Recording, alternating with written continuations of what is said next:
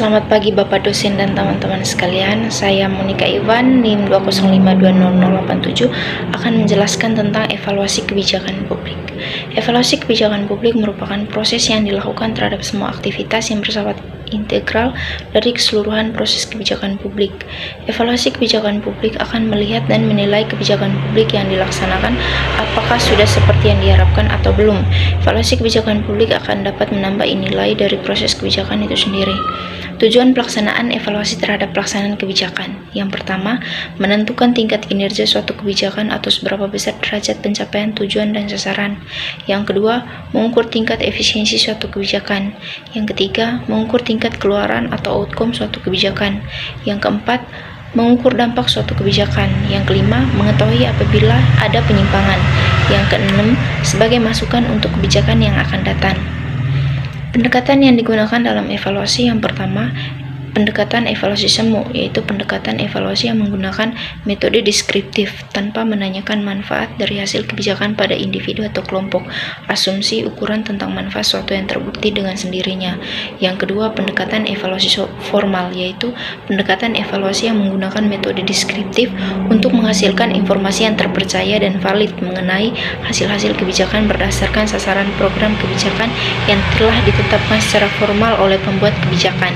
Yang ketiga, evaluasi keputusan, yaitu pendekatan evaluasi yang menghasilkan informasi secara valid yang diinginkan berbagai stakeholders. Ada beberapa kendala dalam kebijakan evaluasi. Yang pertama, kendala psikologis, yaitu banyak aparatur masih alergi terhadap kegiatan evaluasi. Yang kedua, kendala ekonomis, membutuhkan biaya yang tidak sedikit, misalnya pengumpulan data, pengelolaan data, para staf dan evaluator. Yang ketiga, kendala teknis. Evaluator sering dihadapkan dengan ketersediaan data dan informasi yang up to date.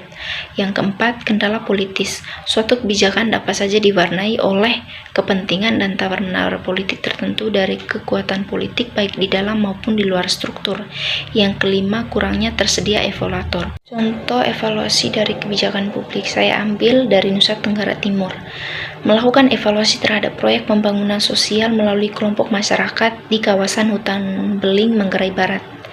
Kelompok masyarakat yang dibentuk oleh multi-pihak yang bernama Forum Masyarakat Peduli Kawasan Beling atau FPKM tersebut ditujukan untuk pembangunan sosial kemasyarakatan di sekitar kawasan hutan. Setelah 1 tahun didirikan, dilakukan evaluasi terhadap keberadaan forum. Hasil evaluasi menunjukkan bahwa keberadaan kelompok belum mampu menjawab ekspektasi multi-stakeholders terhadap pendiriannya. Ketiadaan dana dan sulitnya berkoordinasi menjadi faktor penyebab utama ketidakmampuan forum dalam menjalankan mandat lembaga. Sekian dan terima kasih.